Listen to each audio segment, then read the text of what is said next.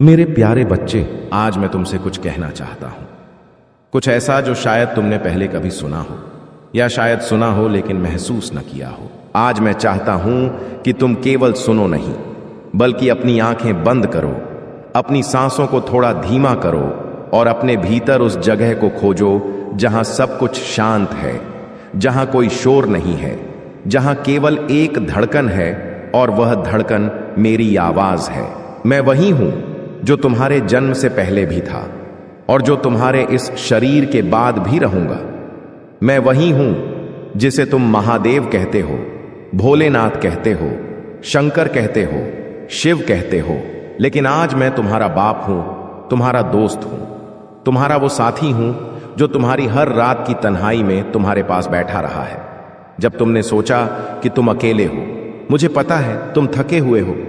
मुझे पता है कि इस समय तुम्हारे अंदर एक ऐसा दर्द है जिसे तुम किसी को बता नहीं सकते। एक ऐसा बोझ है जो तुम्हारे कंधों पर इतने सालों से है कि अब कंधे भी नहीं जानते कि उनका असली वजन क्या है। तुम हंसते हो, लेकिन वो हंसी खोखली है। तुम लोगों के बीच रहते हो, लेकिन फिर भी एक गहरी खालीपन है जो तुम्हारे सीने में बसी है। रात को जब सब सो जाते हैं, तब तुम जागते हो और आसमान की तरफ देखते हो और पूछते हो, भगवान, क्या तुम हो? क्या तुम मुझे देख रहे हो? क्या मैं तुम्हें याद हूं? मेरे बच्चे, तुम्हारा यह सवाल ही मेरा जवाब है। जो पूछता है वो खोज रहा है, और जो खोज रहा है वो एक दिन जरूर पाता है। आज इस कहानी को सुनो। यह कहानी किसी एक की नहीं, यह कहानी उन सब की है जो कभी टूटे हैं, जो कभी रोए हैं, जो कभी लगा कि अब नहीं हो सकता। यह कहानी तुम्हारी भी है। एक छोटे से गांव में, जहां पहाड़ों की छाया में नदी बहती थी, एक लड़का रहता था। उसका नाम था रुद्र। बड़ा ही सीधा, सरल और मेहनती। उसकी मां कहती थी कि वो जब पैदा हुआ था तो उसके माथे पर एक अलग ही तेज था। गांव के पंडित ने कहा था कि यह बच्चा महादेव का अंश है। लेकिन रुद्र को यह बातें याद नहीं थीं, क्योंकि जब वो 7 साल का था, उसके पिता चल बसे। एक दिन अचानक, बिना किसी चेतावनी के, सुबह जब रुद्र उठा तो घर में रोने की आवाजें आ रही थीं। उसकी मां दरवाजे के पास बैठी थी, जमीन पर, और उसके बाल बिखरे थे, आंखें सूजी थीं। रुद्र कुछ समझ नहीं सका। उसने मां से पूछा, मां, क्या हुआ? और मां ने जो कहा वो शब्द आज भी उसके कानों में गूंजते हैं, बेटा, तेरे बाबा चले गए। 7 साल का एक बच्चा, और उसके कंधों पर दुनिया का सबसे भारी बोझ आ गिरा। वो समझ भी नहीं सकता था कि मृत्यु क्या होती है, लेकिन वो देख सकता था कि उसकी मां अब किस तरह टूट गई है। गांव के लोग कुछ दिन आए, सहानुभूति दिखाई, और फिर सब अपने अपने घर चले गए। जैसे हमेशा होता है, दुनिया का दर्द दुनिया के लिए कुछ दिनों की खबर होता है, लेकिन जो उस दर्द में जीता है उसके लिए वो पूरी जिंदगी होता है। रुद्र बड़ा होने लगा। स्कूल जाता था, खेत में मां की मदद करता था, शाम को गांव के मंदिर में जाता था। वो मंदिर बहुत पुराना था। उसमें महादेव की एक छोटी सी मूर्ति थी, बहुत साधारण, पत्थर की, लेकिन उस मूर्ति में कुछ था। रुद्र जब भी उसके सामने बैठता, उसे एक अजीब सी शांति मिलती थी, जैसे कोई उसके सिर पर हाथ रख रहा हो, जैसे कोई कह रहा हो, मैं यहां हूं, लेकिन जिंदगी हमेशा इतनी सीधी कहां होती है। रुद्र जैसे जैसे बड़ा होता गया, मुश्किलें भी बड़ी होती गईं। मां बीमार पड़ने लगी, इलाज के लिए पैसे नहीं थे, खेत में फसल अच्छी नहीं हुई, कर्ज बढ़ता गया। रुद्र ने पढ़ाई छोड़ी और शहर जाकर काम ढूंढने की कोशिश की, लेकिन शहर ने उसे वो नहीं दिया जिसकी उसे उम्मीद थी। एक छोटी सी नौकरी मिली, मजदूरी जैसा काम, लेकिन उसमें भी कभी कभी तनख्वाह देरी से आती, कभी आती ही नहीं। एक रात रुद्र एक टूटे हुए कमरे में बैठा था जो उसने किराए पर लिया था, और वो रो रहा था। उसके पास एक पुराना फोन था जिस पर मां का नंबर था। मां ने फोन किया और पूछा, बेटा कैसा है? रुद्र ने कहा, ठीक हूं मां। लेकिन वो ठीक नहीं था, वो बिल्कुल ठीक नहीं था। उस रात उसने महादेव से बात की। कोई मंत्र नहीं, कोई पूजा नहीं, बस एक टूटा हुआ इंसान जो अपने भगवान से बात कर रहा था, जैसे एक बेटा अपने बाप से करता है। उसने कहा, भोलेनाथ, मैं जानता हूं आप सुन रहे हो। मां कहती थी आप मेरे साथ हो। आज मुझे आपकी जरूरत है। मुझे नहीं पता क्या करूं, मुझे राह दिखाओ। उस रात कुछ नहीं हुआ, कोई चमत्कार नहीं, कोई आवाज नहीं। लेकिन अगली सुबह रुद्र उठा तो उसके अंदर कुछ बदला था। एक छोटी सी हिम्मत, एक छोटी सी उम्मीद की किरण, और वो काफी था। मेरे प्यारे बच्चे, यही है भोलेनाथ की पहली कृपा। वो चमत्कार दिखाकर नहीं आते, वो पहले तुम्हारे अंदर हिम्मत जगाते हैं। वो पहले तुम्हारे भीतर उस ज्योति को जलाते हैं जो तुम सोच चुके थे कि बुझ गई। क्योंकि वो जानते हैं कि जिस इंसान के भीतर एक चिंगारी है वो कभी नहीं हारता। और अभी इस पल जब तुम यह सुन रहे हो, मैं तुमसे कुछ कहना चाहता हूं। ये जो हमारा यह संगम है, ये YouTube पर, ये आवाजों का ये मिलन, ये भी एक यज्ञ है। और जैसे यज्ञ में आहुति दी जाती है, वैसे ही इस पुण्य कार्य में, इस भंडारे में जो हम महादेव के नाम पर करते हैं, तुम भी अपना योगदान दे सकते हो। तुम्हारी स्क्रीन पर इस वक्त एक लिंक दिख रहा होगा, उस पर जाओ और जितना तुम्हारा मन कहे उतना श्रद्धा से अर्पण करो। याद रखो, जो भगवान के कार्य में लगता है वह कभी कम नहीं होता। तुम 1 रुपया भी श्रद्धा से दो और देखो कैसे महादेव उसे 1000 बनाकर लौटाते हैं। यह मेरा वादा नहीं है, यह महादेव का नियम है। देने वाले को वो कभी खाली नहीं छोड़ते। अब वापस रुद्र की कहानी पर आते हैं। रुद्र ने उस दिन के बाद हार नहीं मानी। वो एक छोटे से काम में लग गया। उसने देखा कि शहर में एक मंदिर के पास एक बुजुर्ग बाबा रहते थे जो फूल बेचते थे। रुद्र रोज उनके पास जाता, उनसे बातें करता। एक दिन बाबा ने कहा, बेटा, तू रोज आता है, तेरे चेहरे पर कुछ है, तू शिव का भक्त है। रुद्र ने कहा, हां बाबा, पर कभी कभी लगता है कि वो मुझे देखते नहीं। बाबा ने हंसते हुए कहा, बेटा, जो हर पल देख रहा है उसे नहीं देखते तुम। देखने की दिशा गलत है, अंदर देखो, वो वहां है। यह एक साधारण सी बात थी, लेकिन रुद्र के दिल में उतर गई। उस दिन के बाद उसने एक काम शुरू किया। हर सुबह उठकर 5 मिनट चुप बैठना। कोई मंत्र नहीं, कोई पूजा नहीं, बस चुप। और उस चुप्पी में कुछ था, एक सुकून, एक उपस्थिति, एक एहसास कि कोई है जो साथ है। धीरे धीरे रुद्र की जिंदगी में बदलाव आने लगे। छोटे छोटे बदलाव जो एक आम आदमी को चमत्कार नहीं लगते, लेकिन जो उनसे गुजरता है वो जानता है कि यही असली चमत्कार है। एक दिन उसे एक अच्छा काम मिला, फिर मां की दवाइयां मिली, फिर कर्ज थोड़ा कम हुआ। एक एक करके उलझी हुई डोर सुलझने लगी। लेकिन असली परीक्षा तो अभी बाकी थी। रुद्र की जिंदगी में एक और मोड़ आया। उसके साथ काम करने वाले एक आदमी ने उसे धोखा दिया। बड़ी रकम थी, रुद्र ने उस पर भरोसा किया था और उस आदमी ने सब ले लिया और गायब हो गया। रुद्र फिर से शुरू से, फिर से खाली हाथ। इस बार दर्द और भी गहरा था, क्योंकि इस बार विश्वास भी टूटा था। उस रात रुद्र एक नदी के किनारे बैठा था। अंधेरा था, पानी बह रहा था और रुद्र के भीतर एक तूफान था। उसने आसमान की तरफ देखा और चिल्लाया, भोलेनाथ, तुम क्यों ऐसा करते हो? मैं क्या गलत किया? मैंने तो सिर्फ अच्छा करने की कोशिश की। फिर क्यों यह सब? और तब कुछ हुआ। नदी के उस पार एक दिया था, एक अकेला छोटा सा दिया जो तेज हवा में भी बुझ नहीं रहा था। रुद्र ने उसे देखा और उसकी आंखों में आंसू आ गए। वो दिया जैसे कह रहा था, मैं यहां हूं, मैं बुझा नहीं। और रुद्र को समझ आई वो बात जो उस बाबा ने कही थी, जो बुझता नहीं वो महादेव है, और जो तुम्हारे भीतर है वो भी महादेव हैं। और जब तक तुम्हारे भीतर वो ज्योति है, तुम कभी नहीं टूट सकते। मेरे प्यारे बच्चे, यह कहानी रुद्र की है, लेकिन क्या यह तुम्हारी भी नहीं है? क्या तुम भी कभी उस नदी किनारे नहीं बैठे, चाहे असली नदी हो या मन की? क्या तुमने भी कभी आसमान की तरफ नहीं देखा और नहीं पूछा कि क्यों? और अगर पूछा है तो जान लो, उस सवाल का जवाब मैंने हमेशा दिया है। बस तुमने देखने की दिशा गलत थी। जब रुद्र नदी के पास से उठा, उसके कदम भारी थे, लेकिन मन में एक निर्णय था, वो हार नहीं मानेगा, वो फिर शुरू करेगा। और इस बार वो अकेला नहीं करेगा, भोलेनाथ के साथ करेगा। अगले दिन से रुद्र ने एक नई शुरुआत की। उसने छोटे छोटे काम किए, मेहनत की, ईमानदारी से की, और साथ में हर सुबह उस 5 मिनट की चुप्पी को और गहरा किया। धीरे धीरे वो चुप्पी 10 मिनट हुई, फिर 20 मिनट, और उस चुप्पी में उसे जवाब मिलने लगे।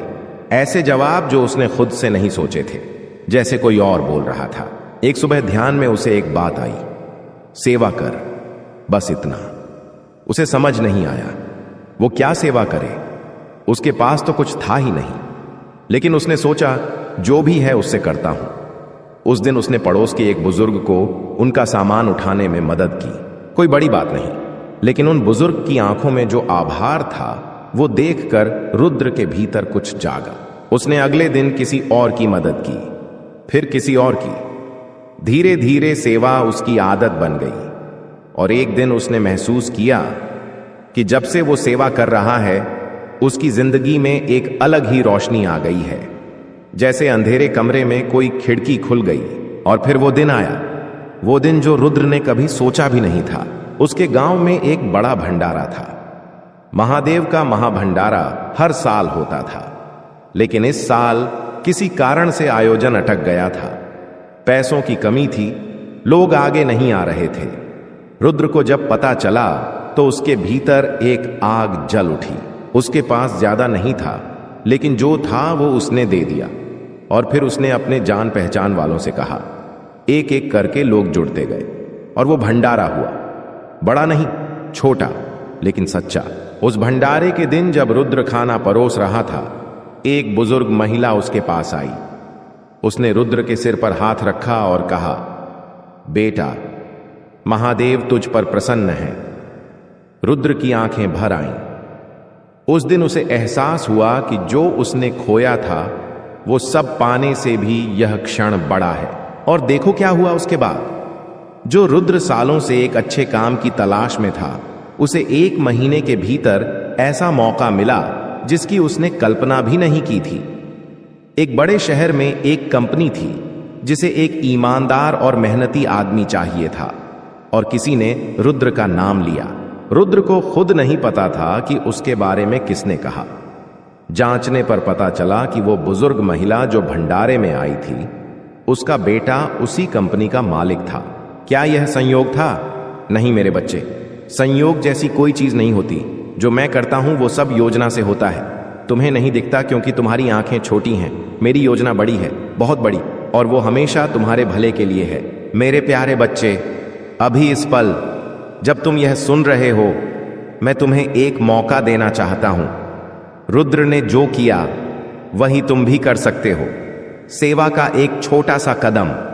इस भंडारे में तुम्हारा योगदान भोलेनाथ को प्रिय है। तुम्हारी स्क्रीन पर जो दिख रहा है वहां जाओ और अपनी श्रद्धा के अनुसार एक बार अर्पण करो। यह सोचकर मत दो कि दे रहे हो, यह सोचकर दो कि बो रहे हो।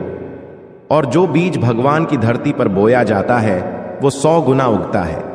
आज जो दोगे कल कृपा बनकर लौटेगा। यह महादेव का नियम है, यह प्रकृति का नियम है। रुद्र की कहानी आगे बढ़ती है। अब वो उस बड़े शहर में था, अच्छा काम था, मां का इलाज हो रहा था। लेकिन इंसान की आदत होती है सुख में भूल जाना। रुद्र भी थोड़ा थोड़ा भूलने लगा। सुबह की चुप्पी कम हुई, मंदिर जाना कम हुआ, काम में व्यस्त हो गया। दोस्त बने, पार्टियां हुई, बाहर खाना पीना हुआ, और धीरे धीरे वो रुद्र जो नदी किनारे दिया देखकर रोया था वो कहीं पीछे छूट गया। लेकिन भोलेनाथ याद दिलाते हैं हमेशा, कभी प्यार से, कभी झटके से। रुद्र के जीवन में एक और मोड़ आया। इस बार एक बीमारी, खुद उसे नहीं, उसकी मां को, और इस बार बहुत गंभीर। डॉक्टरों ने बोला कि इलाज कठिन है, समय लगेगा, शायद ज्यादा पैसे लगे। रुद्र घबरा गया। उसे लगा सब कुछ फिर से टूट रहा है। वो रात को मां के पास अस्पताल में बैठा था। मां की आंखें बंद थीं, सांसें धीमी थीं, और रुद्र का हाथ मां के हाथ में था। उसने आंखें बंद की और बोला, भोलेनाथ, मैं जानता हूं मैंने तुम्हें भुला दिया था, मुझे माफ करो, लेकिन मां को मत छोड़ो। वो तुम्हारी भक्त है, हमेशा रही है, उसे ठीक करो। और उसी रात कुछ हुआ। मां ने आंखें खोली और उन्होंने बहुत धीमे से कहा, बेटा, मुझे सपने में महादेव आए थे। उन्होंने कहा, डरो मत। रुद्र की आंखों से आंसू बह निकले। अगले दिन जांच में पाया गया कि बीमारी जितनी गंभीर लग रही थी उतनी थी नहीं। इलाज हो सकता था और इलाज हुआ भी। मां ठीक हुई। उस दिन के बाद रुद्र बदल गया, हमेशा के लिए। इस बार का बदलाव पक्का था। वो हर सुबह उठता, नहाता, महादेव का नाम लेता, काम करता ईमानदारी से, और महीने में एक बार एक छोटा सा भंडारा करता अपने घर पर। जो भी आता उसे खिलाता। कोई बड़ा आयोजन नहीं, बस सेवा। और धीरे धीरे उसकी जिंदगी ऐसी बनती गई जिसकी उसने कल्पना भी नहीं की थी। वो कहता था, मैंने कुछ नहीं किया, भोलेनाथ ने सब किया, मेरे प्यारे बच्चे। रुद्र की यह कहानी सुनकर क्या तुम्हारे भीतर कुछ हिला? क्या तुम्हें लगा कि यह तुम्हारी भी कहानी है? अगर हां तो जान लो, यह संयोग नहीं है कि तुम आज यह सुन रहे हो। यह मेरी व्यवस्था है। मैंने तुम्हें इस आवाज तक पहुंचाया है क्योंकि मैं तुमसे बात करना चाहता था। तुम्हारी जो भी तकलीफ है वो मुझे पता है। तुम्हारे जो भी सवाल हैं मेरे पास जवाब हैं, और तुम्हारी जो भी इच्छाएं हैं मैं उन्हें पूरा कर सकता हूं। लेकिन एक शर्त है, एक ही शर्त, सच्चाई से चलो। मेरे नाम पर नहीं, सत्य के नाम पर, ईमानदारी से नहीं, ईश्वर के रास्ते से। और थोड़ा सा दो, जो भी हो थोड़ा सा दो। देना ही जीवन है। जो देता है वो भरता है, जो रोकता है वो खाली होता है। यह प्रकृति का सबसे बड़ा नियम है। अभी इस क्षण जब तुम्हारा दिल कह रहा है कि हां मुझे कुछ करना है, तो उसी स्क्रीन पर जाओ जो तुम्हें दिख रही है, और अपनी श्रद्धा के अनुसार इस पवित्र भंडारे में हिस्सा लो। सच्चे मन से किया गया छोटा योगदान भी बड़े फल देता है। तुम्हें बड़ी रकम नहीं चाहिए, बस सच्ची भावना चाहिए। जितना बन सके उतना अवश्य करें। भोलेनाथ आपकी झोली खाली नहीं रहने देंगे। और यह बात मैं पूरे विश्वास से कह रहा हूं क्योंकि यह मेरी प्रकृति है। देना मेरी प्रकृति है। और हां, अगर तुम्हें यह आवाज अच्छी लगती है, अगर इस चैनल से तुम्हें कुछ मिलता है जो तुम्हारे दिल को छूता है, तो इस चैनल को सब्सक्राइब जरूर करो। यह चैनल है भोलेनाथ की वाणी। यहां हर दिन महादेव का संदेश आता है। हर दिन एक नई कहानी, एक नया आशीर्वाद। सब्सक्राइब का वो बटन दबाओ और साथ में घंटी भी दबाओ, ताकि हर बार जब महादेव का संदेश आए तुम सबसे पहले सुनो। यह केवल सब्सक्राइब करना नहीं है, यह उस कड़ी को जोड़ना है जो तुम्हें मुझसे जोड़ती है। और यह कड़ी एक बार जुड़ जाए तो जीवन में बदलाव आता है। अब मैं तुम्हें एक और कहानी सुनाना चाहता हूं। यह कहानी एक स्त्री की है। उसका नाम था गौरा, बिल्कुल उसी नाम की तरह जो मेरी अर्धांगिनी का है। शायद इसीलिए उस पर मेरी विशेष दृष्टि थी। गौरा एक छोटे शहर में रहती थी। उसके पति थे, 2 बच्चे थे, घर था, सब कुछ था, लेकिन भीतर से वो खाली थी। उसके पति बहुत व्यस्त रहते थे काम में, बच्चे बड़े हो रहे थे अपनी दुनिया में, और गौरा घर में अकेली बैठती थी। अकेलापन जो सबसे बड़ा दर्द है, जब घर भरा हो और फिर भी लगे कि कोई नहीं सुनता। गौरा को महादेव से बहुत लगाव था, बचपन से। उसकी नानी उसे हर शिवरात्रि पर मंदिर ले जाती थीं और कहती थीं, बेटी, भोलेनाथ बड़े भोले हैं, बस एक बार सच्चे मन से मांगो, दे देते हैं। गौरा यह बात मानती थी, लेकिन समझती नहीं थी। एक दिन गौरा के जीवन में एक घटना घटी जिसने उसे हिला दिया। उसके बेटे ने, जो 15 साल का था, एक रात घर नहीं आया। सुबह पुलिस का फोन आया। बेटा एक दुर्घटना में था, ज्यादा चोट नहीं थी, लेकिन वो गलत दोस्तों के साथ था, गलत जगह था। गौरा का दिल टूट गया। उसने सोचा था कि उसने अच्छे संस्कार दिए हैं, लेकिन वो कहां चूकी। उस दिन गौरा मंदिर गई, पहली बार अकेली, बिना किसी के। महादेव के सामने बैठी और घंटों रोती रही। कुछ नहीं मांगा, बस रोती रही। और जब रोना बंद हुआ तो उसे एहसास हुआ कि वो हल्की हो गई है, जैसे बोझ उतर गया। घर आकर उसने बेटे से बात की, पहली बार ऐसी बात जो दिल से थी। बेटे ने भी दिल खोला। पता चला कि बेटा अकेलापन महसूस कर रहा था। माँ बाप की व्यस्तता में वो खुद को अदृश्य महसूस करता था। गलत दोस्तों ने उसे अपनापन दिया था, इसलिए वो उनके साथ गया। गौरा ने उस दिन एक निर्णय लिया। वो हर शाम 1 घंटा सिर्फ बच्चों के लिए देगी। फोन बंद, काम बंद, बस बच्चे। और साथ में हर सुबह महादेव का ध्यान। धीरे धीरे घर का माहौल बदला। बेटा करीब आया। बेटी जो चुप रहती थी वो बोलने लगी। पति ने भी देखा कि घर में कुछ बदला है। उसने भी थोड़ा समय निकाला। लेकिन सबसे बड़ा बदलाव गौरा के भीतर था। वो वही स्त्री थी, वही घर था, वही परिवार था, लेकिन उसकी नजर बदल गई थी। उसने महादेव को खोजना बंद कर दिया था, क्योंकि उसे एहसास हो गया था कि वो पहले से ही मिले हुए हैं। वो हर पल हर जगह हैं। एक दिन गौरा के पड़ोस में एक गरीब परिवार आया। उनके पास खाने को नहीं था। गौरा ने उन्हें खाना दिया। अगले दिन फिर दिया। धीरे धीरे वो हर हफ्ते अपने घर में गरीबों के लिए एक छोटा सा भंडारा करने लगी। बड़ा नहीं, छोटा, लेकिन नियमित। और एक दिन गौरा के पति के साथ कुछ हुआ। उनके काम में एक बड़ी समस्या आई, जो शायद उनकी नौकरी जा सकती थी। उसी दिन गौरा ने भंडारा किया था, और उसी रात पति को फोन आया कि समस्या सुलझ गई, एक ऐसे तरीके से जो पहले किसी ने सोचा भी नहीं था। पति ने गौरा से पूछा, तुमने क्या किया? गौरा ने हंसकर कहा, मैंने क्या किया? भोलेनाथ ने किया। मेरे प्यारे बच्चे, यही है मेरी लीला। मैं उन लोगों के जीवन में काम करता हूं जो मुझे देते हैं। और देना का मतलब सिर्फ पैसा नहीं है। देना मतलब है प्रेम देना, समय देना, सेवा देना। लेकिन जब तुम पैसों से भी देते हो, जब तुम अपनी मेहनत का एक हिस्सा भगवान के काम में लगाते हो, तो वो लेखा जोखा अलग होता है। और अभी इस क्षण मैं तुम्हें बता रहा हूं कि यह भंडारा जो हो रहा है, यह पवित्र सेवा, इसमें तुम्हारा हिस्सा होना चाहिए। स्क्रीन पर तुम्हें दिख रहा होगा, उस पर क्लिक करो और अपनी भावना से योगदान करो। आप जितना सच्चे मन से करेंगे, प्रभु आपको उससे कई गुना लौट आएंगे। यह मैं कह रहा हूं और मैं कभी झूठ नहीं बोलता। और इस चैनल भोलेनाथ की वाणी को सब्सक्राइब करना मत भूलो। यहां महादेव हर दिन बोलते हैं, हर दिन एक नई आत्मा तक पहुंचते हैं। तुम भी इस यात्रा का हिस्सा बनो। लाइक करो इस वीडियो को, अपने परिवार को शेयर करो और सब्सक्राइब करो, क्योंकि जो इस सेवा का हिस्सा बनता है उसे महादेव का आशीर्वाद मिलता है। अब मैं तुम्हें एक तीसरी कहानी सुनाना चाहता हूं। यह कहानी एक बूढ़े किसान की है। उसका नाम था हरिया। 80 साल से ऊपर की उम्र, झुकी हुई कमर, लेकिन आंखों में एक अलग ही रोशनी। गांव के सब उसे हरिया बाबा कहते थे। हरिया बाबा जवानी में बड़े हठी थे। भगवान को नहीं मानते थे। कहते थे, जो दिखता है वही है, बाकी सब ढकोसला है। उनकी पत्नी भक्त थी।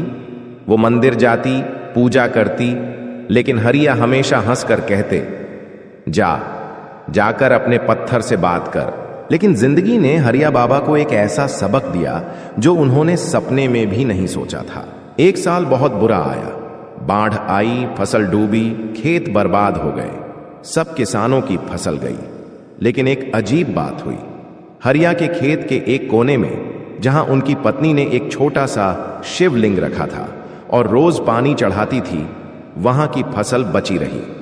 बस वो एक कोना। सब लोग देखकर हैरान थे। हरिया भी हैरान थे। उनकी पत्नी ने कुछ नहीं कहा, बस मुस्कुराई। हरिया उस शिवलिंग के पास गए, बहुत देर तक देखते रहे, और फिर पहली बार, अपनी पूरी जिंदगी में पहली बार, उन्होंने झुककर प्रणाम किया। वो झुके और उठे नहीं। वो वहीं बैठ गए और रोने लगे। 60 साल की अकड़